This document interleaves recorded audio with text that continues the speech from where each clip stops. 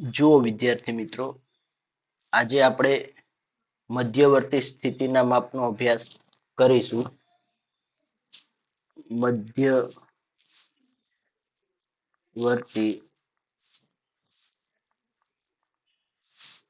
સ્થિતિના માપ.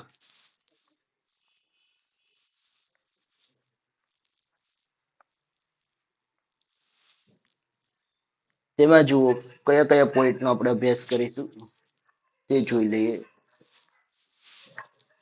પહેલું આવશે મધ્યક, મધ્યસ્થ,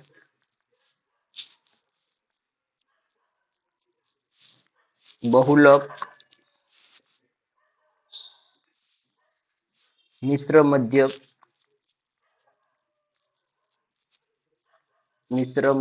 પછી આવશે હરાત્મક મધ્યક,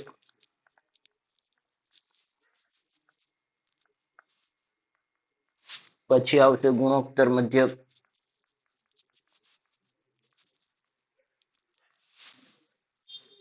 પછી આવશે ભારિત મધ્યક.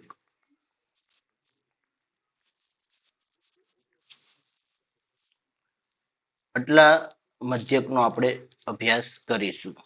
સૌ પ્રથમ પહેલા આપણે જોઈએ મધ્યક. બરાબર, મધ્યકની ગણતરી આપણે કઈ રીતે કરીશું? એક આપણે એક્ઝામ્પલ લઈ લઈએ.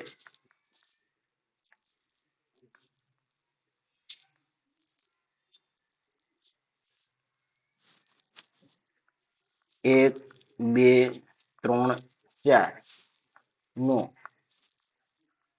મધ્યક શોધો. શું આવશે?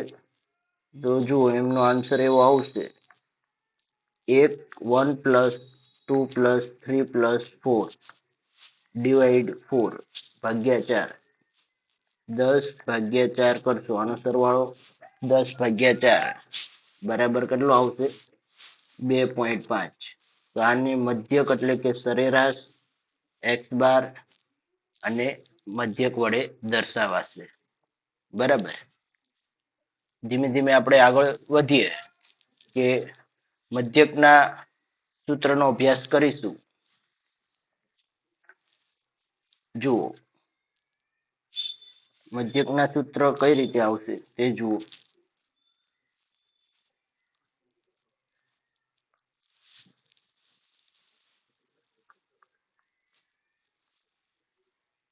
મધ્યકના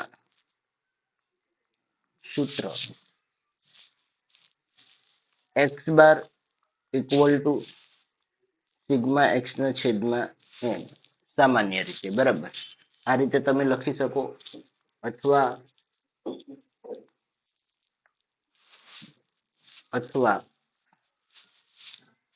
x બાર બરાબર a પ્લસ સિગ્મા d ના છેદમાં n, અથવા તમે આ રીતે લખી શકો: x bar equal to sigma fx ના છેદમાં n, અથવા x bar equal to a plus sigma fd ના છેદમાં n, અથવા x bar equal to sigma fx ના છેદમાં n. ઉપરનું બેઠું જ આપણે લઈ લઈએ છીએ. અથવા શું આવે તો કઈ વર્ગ લંબાઈ આપે ત્યારે x bar equal to a plus sigma fd ના છેદમાં n વર્ગ લંબાઈ આપે ત્યારે c અથવા i તમે લખી શકો છો. હવે જુઓ, મધ્યક આપણે સીધી રીતથી પણ ગણતરી થશે અને ટૂંકી રીતથી પણ ગણતરી થશે. પેલા આપણે જોઈ લઈએ કે સીધી રીતે ગણતરી કઈ રીતે થશે તે જુઓ. આપણે સીધી રીતે ગણતરી કરવા માટે કોઈ પણ હું એકાદી રકમ યદૃચ્છ રીતે લઉં છું. સીધી રીતથી ગણતરી, સીધી રીત. બરાબર, સીધી રીતમાં આપણે x બરાબર અવલોકનો લખીએ: 72, 68, 55, 62, 83 આવું આવશે. આ રીતે આપણે સીધી રીતે લખ્યા. બરાબર, હવે એમનો આપણે સરવાળો કરી જોઈએ. કરો, તમે કેલ્સી કરશો એટલે 72 પ્લસ 68 પ્લસ 55 પ્લસ 62 પ્લસ 83 એનો સરવાળો થશે 340. હવે એક્સ બાર જુઓ, x bar equal to sigma x ના છેદમાં એન. 340 ભાગ્યા કેટલા છે? 1 2 3 4 અને 5 સંખ્યા છે તો ભાગ્યા 5 કરી દેવાના છે. એનો આન્સર કેટલો આવશે? 68. ભાગ્યા 5 કરશો એટલે 68. એક્સ બાર તમારો આવશે 68. એવી જ રીતે આપણે ટૂંકી રીતનો અભ્યાસ કરીએ. ભાઈ ટૂંકી રીતથી પણ અમારે આ જ રકમ લેવી છે. ટૂંકી રીતનો અભ્યાસમાં શું આવશે? તો કઈ જુઓ, એક્સ બરાબર અત્યારે આ જ અવલોકન લઈએ છીએ 72, 68, 55, 62, 83. હવે a equal to D equal to x minus a equal to 70. આપણે કોઈ પણ સંખ્યા લઈ શકીએ. તમે આ જે અવલોકનો આપેલા છે એની આજુબાજુના એ તમે કોઈ પણ સંખ્યા ધારી શકો છો. 65, 72, 68, 55 કોઈ પણ સંખ્યા ધારી શકો છો. આપણે એ બરાબર 70 ધારેલો મધ્યક છે. એ બરાબર ધારેલો મધ્યક છે ટૂંકી રીતે. તો આપણે એ બરાબર 70 લીધેલા છે.